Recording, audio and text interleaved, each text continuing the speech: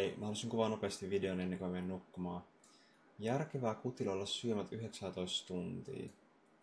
Mä sain tän kommentin yhteen mun videoon, niin mä ajattelin vastata siihen tässä. Eli miksi mä syön vain 2 ateriaa päivässä? 2 ateriaa. Mä syön kello 8 ja kello 12. Ja mä en siis syö tän jälkeen mitään, että viimeinen ateria kello 12, että wow, crazy. Et sä varmaan ajattelet, että tätä on ihan hullua, mutta katsotaan. Elikkä mä kerron pari juttua unesta. Uni. Kun sä menet nukkumaan, sun kehon lämpötila laskee 1-2 celsiusta. Tai ainakin se haluaisi laskea 1-2 celsiusta, että sä saat kaikista parhaimman niinku syvän unen ja remin ja että sä palaudut hyvin. Tuo on pilkku. Syvä rem. Ja sitten myös sä haluat, että sun syke on alhainen, kun sä menet nukkumaan. Ja syöminen estää molempia näitä tapahtumasta. Eli sä et halua syödä liian lähellä, kun sä menet nukkumaan. Niin, minkä takia mä syön 2 ateriaa? Mä testasin tossa, kun mä nyt oon rasvanpolttokaudella kutilla, niin testasin eri ateria-aikoja. Mä testasin syödä 2 viimeisen aterian ja tälleen. Mutta mä huomasin, että kun mä vaihoin tähän, että mä syön vain 2 ateriaa päivässä, mä syön viimeisen aterian 12, niin mun energiatasot on mennyt ylös. Energia ylös. Ja nälkä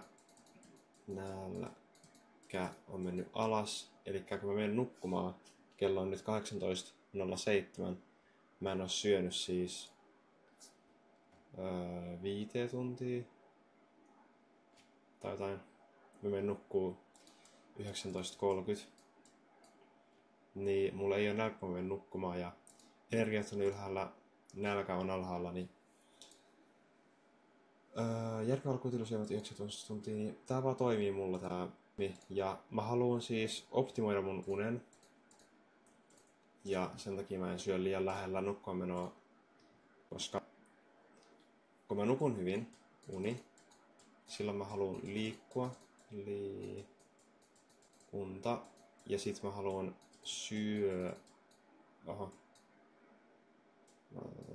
syödä hyvin. Elikkä mä laitan unen ykkös siellä. Priorisoin unen. Ja sitten tästä seuraa se, että kun mä oon nukkunut hyvin, mä haluan liikkua, mä haluan syödä hyvin, että sitten salilla tulee tuloksia. Et jos sä nukut hyvin, niin sit vaan kaikki muu menee hyvin.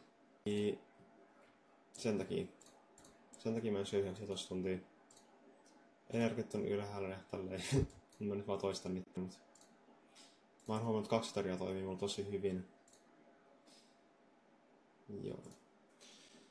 Mut sit se juttu, mitä tää kommentoija ehkä mietti tässä on se, että entä sitten meneekö mun lihakset alas, jos mä en syö näin pitkää aikaa, niin en mä tiedä. Musta tuntuu, että jos sulla on niinku 1 uni on check, uni on hyvää.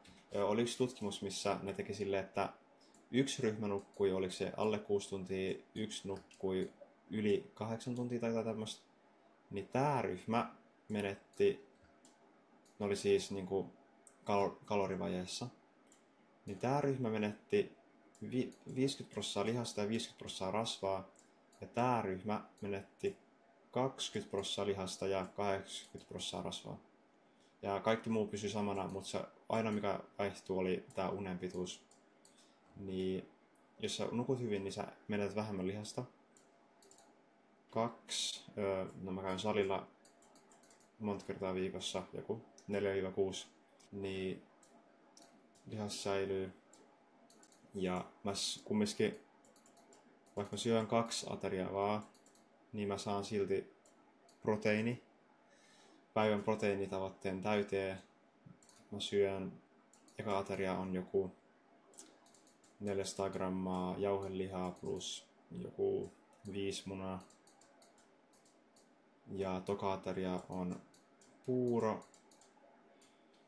puuro plus joku 200 grammaa jauhelihaa plus joku 4-5 munaa, en tiedä. Niin siitä tulee ihan tarpeeksi proteiinia.